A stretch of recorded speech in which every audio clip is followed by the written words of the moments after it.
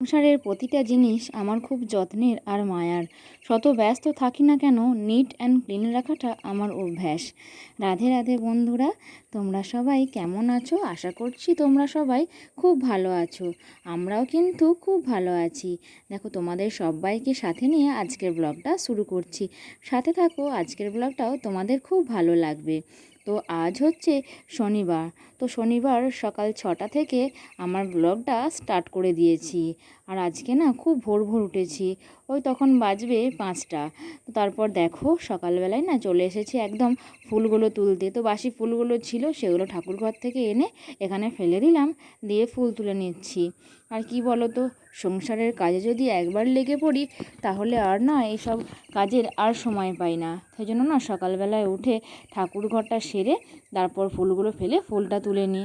আর জানোই তো এখন প্রচণ্ড গরম পড়েছে, আর প্রচণ্ড গরমে না এই ফুলগুলো একটু বাদই, বিশেষ করে এই নয়নতারা ফুলগুলো না একটু পরই না কেমন শুকিয়ে যাবে। আর শুকিয়ে গেলে কি বলো তো, সেই ফুলগুলো না ঠাকুরকে দিতে একদম ভালো লাগে না। তো তারপর দেখো ফুল তুলতে এসে দেখলাম যে এখানে একটা খুব সুন্দর লঙ্কা পোয়া মানে বেরিয়েছে আর কি, লাগানো হয়েছিল কিন্তু বেশ খুব সুন্দরভাবে বেড়ে উঠেছে। আর এখানে দেখো, এটার মনে হচ্ছে নিজে নিজেই হয়েছে। এই করলা গাছটা কি সুন্দর বেড়ে উঠেছে। তো তারপর ভাবলাম এখানটা না একটু পরিষ্কার করে দিই। ওই যে লঙ্কা গাছ চারা গাছটা বেরিয়েছে ওখানটা একদম ঘাসে, আর ওই পুঁইশাক গাছে না একদম চাপা পড়ে গেছে। তো পুঁইশাক গাছে যে ডালটা লতাটা এসেছিলো সেটা কি করলাম, সরিয়ে দিলাম, দিয়ে না ঘাসগুলো ছিঁড়ে পরিষ্কার করে দিচ্ছি। আর এই গাছের গোড়াগুলো না একটু পরিষ্কার না করলে হয় না আর কি, তো একদম ভালো লাগে না। আর কি বলো তো, গাছটা ভালোভাবে না এই আবর্জনা থাকলে বেড়ে উঠতেও পারবে না। আর কি বলো তো, গাছের একটু যত্ন না নিলে হয় না। তো ঘাসগুলো না কেটে মানে ছিঁড়ে নিলাম, ছিঁড়ে নিয়ে গরুর জন্য রেখে দিলাম। তো কি করছি আজকে না, ভাবলাম এই সকাল সকালই না এই টবগুলো একটু ওইদিকে করে দিয়ে আসবো। আর এখানে দেখো কত আবর্জনা হয়েছে। তো এদিকটা না অনেকটা জায়গা পড়েছিল, আর সেই জন্য না টবগুলোকে এনে এদিকে করে দিচ্ছি। আর কি বলো তো, জায়গা থাকলে মানে ওখানটা না একটু ফাঁকা ফাঁকা করলে না ওই গাছগুলো একদম বেড়ে উঠবে না। আর এই টবের গাছগুলো না ওখানটা একদম বন মতো হয়ে আছে। তো এই অ্যালোভেরা গাছটাকেও না নিয়ে চলে এলাম। আর ওর বাবা সকালবেলায় গরুকে খেতে দিতে এসেছিলো, তো জিজ্ঞাসা করছিল যে আমি কি করছিলাম। তো দেখলো যে এগুলো আমি এক পাশে এনে রেখে দিচ্ছি। তো এনে রেখে দিলাম, যেমন দেখো দেখো কি সুন্দরভাবে এদিকে সাজিয়ে রেখে দিলাম। তো ওখানটাও পরিষ্কার হলো আর এখানটাও দেখতে ভালো লাগলো। তো ওখান থেকে এসে না একদম কাজে লেগে পড়েছি। আর কি বলো তো, সকাল থেকে যদি তাড়াতাড়ি করে না কাজ করি না একদম হয় না। আর এই সংসারের কাজে লেগে পড়লে গাছপালার যত্ন নিতে তো একদমই সময় পাই না। কারণ এই ঘরে যদি এক ধার থেকে কাজ করতে আরম্ভ করি মনে হয় যেন শেষই হয় না। তো এদিকে দেখো আমি গ্যাসের ওভেনটা না ভালো করে পরিষ্কার করে সার্ফ দিয়ে মুছে দিলাম, দিয়ে এখানে উনুনটাও লাথা দিয়ে দিচ্ছি। তো কালকে রাতের দিকে রুটি হয়েছিল, আর এই দুধ গরমটা হয় রাতের দিকে, আর তরকারি হলে সেটাও গ্যাস ওভেনেতেই হয়ে যায় আর কি। তো তারপর উনুনটা লাথা দিয়ে না এখানটা ভালো করে পরিষ্কার করে মুছে দিচ্ছি। তো সকালবেলায় তো রান্নাঘরটা না পরিষ্কার করলে হয় না। তো সেই জন্য দেখো খুব সুন্দর করে পরিষ্কার করে মুছে দিলাম। তো এখানটা পরিষ্কার হলো, এরপর বাড়ির ঘর দুয়ার পরিষ্কার করতে লাগবো। আর খুব ভোর ভোর উঠলে কি বলো তো, অনেক কাজের সুবিধা হয়। আর আজকে না আমার ছেলে এখনও ঘুম থেকে ওঠেনি, তো সেজন্য আমি একটু মানে খুব তাড়াতাড়িভাবে কাজগুলো সেরে নেওয়ার চেষ্টা করছি। তো আমার না আজকে সব রুমগুলো আজকেও ঝাঁট দেওয়া হয়ে গেছে। তো এই রুমের ফ্রিজটা একটু ধুলো পড়েছিল, তো ভাবলাম ফ্রিজটা না একটু মুছে পরিষ্কার করে দিই। আর ধুলো পড়ে থাকলে সাদা সাদা মতন দেখতে লাগে, দেখতে খুব খারাপ লাগে। রোজকার ব্যবহারের জিনিস পরিষ্কার পরিচ্ছন্ন না থাকলে আমার আবার একদম হয় না। তো তারপর দেখো এই রুমের বিছানার চাদরটা না পাল্টে দিলাম, মানে কাঁচা হয়েছিল, তো কাঁচা হয়ে যাওয়ার পর মানে বিছানা হয়নি, তো সকালবেলায় না বিছিয়ে দিচ্ছি। তো তারপর কি বলো তো, সংসারে এটা সেটা কাজ করতে করতে এত বেলা হয়ে যাবে যে এই মানে টুকিটাকি কাজগুলো না আর করার সময় পাবো না। সেজন্য সকাল থেকেই একদম জোর কদমে কাজে লেগে পড়েছি। তো দেখো ওই দিকটা না মানে এখন বোধহয় 6:30 বাজবে। তো ওদিকটা দেখো রোদ চলে এসেছিলো, সেজন্য না জানলাটা বন্ধ করে পর্দাটা দিয়ে দিলাম। তো আমার ছেলে এখনও ঘুমাচ্ছে আজকে। তো ছেলে কালকে রাতে একটু রাত করে ঘুমাইছিল, মানে অন্য দিন ছেলে যেমন 8:30 বা 8টার দিকে ঘুমিয়ে পড়ে, কালকে রাতে ওই 10টা 10:30 বাজবে তখন ঘুমিয়েছিল। তো সেই জন্য না এখনও সকালবেলায় ওঠেনি। আর মেয়ে না ওখানে ওর মানে বিছানার উপরেই পড়তে বসে পড়েছিল। তো ও আমার সঙ্গে আজকে ভোর ভোরই উঠেছিল, ওই 5টার সময় উঠেছিল। তো ও পড়ছিল আর এদিকে আমি ঝাঁট দেওয়া মোছামুছি বাড়ির কাজগুলো সেরে নিচ্ছিলাম। ও ভাইকে লক্ষ্য রাখতেও পারবে ওখানে থাকলে। তো তারপর দেখো ওর বাবা এখানে সকালবেলায় চা বিস্কিট খাচ্ছিল। তো আমি না সকালবেলায় উঠে এখনও পর্যন্ত কিছু খাইনি। মানে কি বলো তো, সকালবেলায় না কাজগুলো সেরে নেওয়ার চেষ্টা করছি। ছেলে উঠলে ওকে খাইয়ে দিয়ে ওকে নিয়েই বসে বসে আর কি সকালের খাবারটা খাবো, না হলে আবার দেরি হয়ে যাবে। আর ছেলেকে নিয়ে তো সংসারের এই কাজগুলো করা যায় না, কিন্তু ওকে বসিয়ে দিয়ে কোলে দিব্যি সকালের খাবারটা খেতে পারি। তো তারপর কি বলো তো, ছেলে না মোছার পর উঠে পড়েছিল, ওকে খাইয়ে দিয়ে আমি সকালের খাবারটা খেয়ে নিয়েছিলাম। তো তারপর দেখো এখানটা না পরিষ্কার করে ধুয়ে দিচ্ছি। আর আজ তো শনিবার, মেয়ের স্কুল নেই। আর মেয়ে বাড়িতে থাকলে আমার ছেলেকে তো এখন বসিয়ে দিলে, খেলনা দিলে ও দিব্যি বসে খেলা করে। তো সেই জন্য আমার একটু সুবিধাই হয় কাজ করার। তো ওখানটা ধুয়ে দিয়ে চলে এলাম একদম তুলসী মন্দিরটা ধুয়ে দিতে। তো তারপর তুলসী মন্দিরটা ধুয়ে এদিকে যে ছোটো ছোটো গাছগুলো ছিল টবের উপর, সেগুলো সব জল দিয়ে দিলাম। আর কি বলো তো, প্রচণ্ড রোদে না গাছগুলো রোজ যত্ন না করলে একদম হয় না, একদম শুকিয়ে যায়। আর শুকিয়ে গেলে তো গাছ ভালো থাকবে না, আর ফুলও ফুটবে না। তো সেই জন্য জল দিয়ে দিলাম। তো তারপরে এই কলতলার দিকটা না খুব শ্যাওলা হয়েছিল। তো সেই জন্য ব্লিচিং পাউডার ছড়িয়ে রাখলে মানে ওই আধ ঘন্টার মতো রাখলেই না এখানটা পরিষ্কার হয়ে যাবে। তো সেই জন্য কী করলাম, কলতলাটা একদম মানে ব্লিচিং পাউডার ছড়িয়ে একটু ঝাঁটা দিয়ে মেজে পরিষ্কার করে দিলাম। আর একটু বাদই দেখবে কেমন সাদা হয়ে ছেড়ে যাবে। তো এগুলো কি বলো তো, খুব উগ্র গন্ধ হয়, তো সেই জন্য বেশিক্ষণ রাখি না আর কি। তো তারপর দেখো ঝাঁটা দিয়ে ভালো করে বুলিয়ে চারদিকটা চাড়িয়ে দিলাম। তো তারপর ওটা ভিজুক।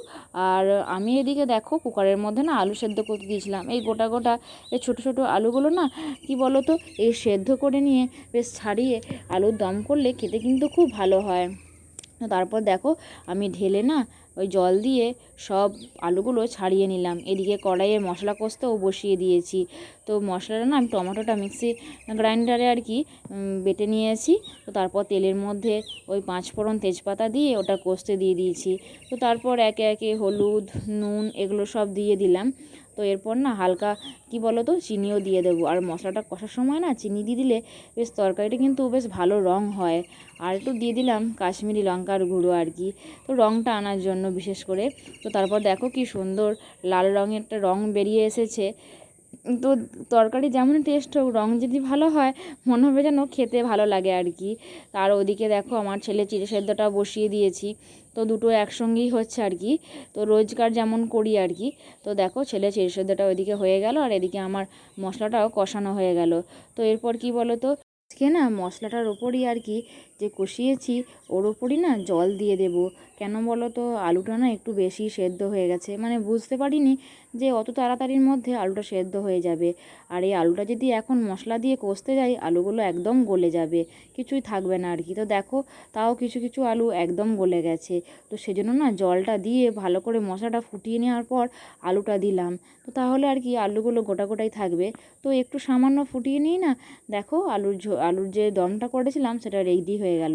তো তারপর আমাদের মুড়িও বেড়ে নিয়েছিলাম, মিহিদানা ছিল, স্লাডটা কুচিয়ে নিয়েছিলাম, আম আর দুটো চপ ছিল, আর আমাদের মুড়িগুলো রেডি করে নিয়েছিলাম।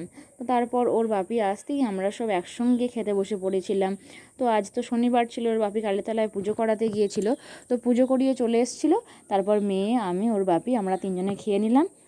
আর আমার ছেলে এখন ঘুমাচ্ছে, এখন ওঠেনি। তো সকালে যে উঠেছিল তারপর ও আবার একবার ঘুমিয়েছিল আর কি, ওই হবে ওই 9টার দিক করে আর কি। তো তখন তো 10টা বাজছিল, তখনও ওঠেনি। তো তারপর দেখো আমি যে ব্লিচিংটা কলতলায় ছড়িয়ে দিয়েছিলাম, তো সেটা না ধুয়ে পরিষ্কার করে দিলাম। তো দেখো একদম সাদা হয়ে পরিষ্কার হয়ে ছেড়ে গেল। তো আজকে না ওই রান্নাঘর থেকে নামতে যে সিঁড়িটা আছে ওটাও না একটু মেজে দিয়েছিলাম। কি বলো তো, বারে বারে নামলে না স্টাইলসগুলো একদম কালো হয়ে যায়। আর কি বলো তো, কালো হয়ে গেলে না দেখতে একদম ভালো লাগে না। তো ওটা একটু সার্ফ দিয়ে মেজে পরিষ্কার করে দিয়েছিলাম আর কি। তো তারপর কি করলাম, ওটা ভালো করে না ধুয়ে দিলাম, তো দেখতে না খুব ভালো লাগবে। তারপর কি বলো তো, আমার তো আজ সকাল সকাল স্নান সারা হয়ে গেছিলো। তারপর একদম চলে এসেছি ঠাকুর ঘরে। আর দেখো আমার গোপাল সোনাকে কত মিষ্টি দেখতে লাগছে। তারপর ফুল দিয়ে ঠাকুরঘরটা সব পুরোটাই সাজিয়ে দিয়েছিলাম। আর পুজো করার পর যে ফুলগুলো বাঁচে সেগুলো না এখানে সাজিয়ে দিই, দেখতে ভালো লাগবে আর কি। তো সেজন্য এগুলো সব জবা ফুল, আর জবা ফুলটাই না এখন বেশি ফুটছে, আর সাদা ফুলও ফোটে, তবে জবা ফুলগুলো নানা রকমের ফুলগুলো না দেখতে খুব ভালো লাগে। সেজন্য ঠাকুর ঘরে চারদিকটাই কী করি, সাজিয়ে দিই। আর এদিকে আমার গোপালকে সেবা দেওয়া হয়ে গেছে। তারপর কি বলো তো, যে বাদবাকি ফুলগুলো আছে সেগুলো সব সাজিয়ে নিলাম, আর ধূপ দিয়ে আমার গোপাল সোনার আরতিও করে নিলাম। তো এভাবেই না রোজকার পুজো করে নিই আর কি স্নান করার পর। আর স্নান করার পর কী বলো তো, ঠাকুর ঘরে না এলে না একদম ভালো লাগে না। তো তারপর দেখো আমি না ঠাকুরের প্রসাদগুলো সব আজারে রেখে এসেছি, দিয়ে এখানটা না মুছে পরিষ্কার করে দিচ্ছি।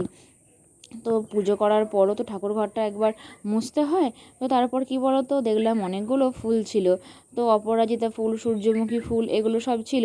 তো ভাবলাম যে সিংহাসনের সামনেটা না একটু খুব সুন্দর করে সাজিয়ে দিই, আর এই সাজালে না ফুল দিয়ে ঠাকুর ঘরটা না দেখতে খুব সুন্দর লাগে।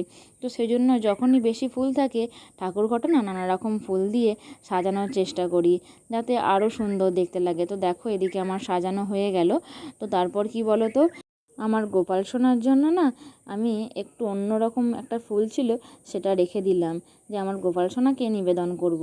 তো তারপর দেখো আমি ঠাকুরের যে পুজোর বাসনগুলো ছিল সেগুলো সব ধুয়ে নিয়ে চলে এলাম, দিয়ে এনে উপুর করে দিলাম।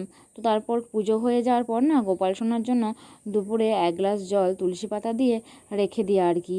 তো প্রতিদিনই এটা করি, মানে পুজো হয়ে যাওয়ার পর গোপাল সোনার জন্য জল রেখে দিই। তো তারপর দেখো এদিকে আমার ছেলে উঠে পড়েছে, ছেলেকে না তেল মাখিয়ে স্নান করে দিয়েছি, দিয়ে ওকে একটু আদর করে নিচ্ছি আর কি।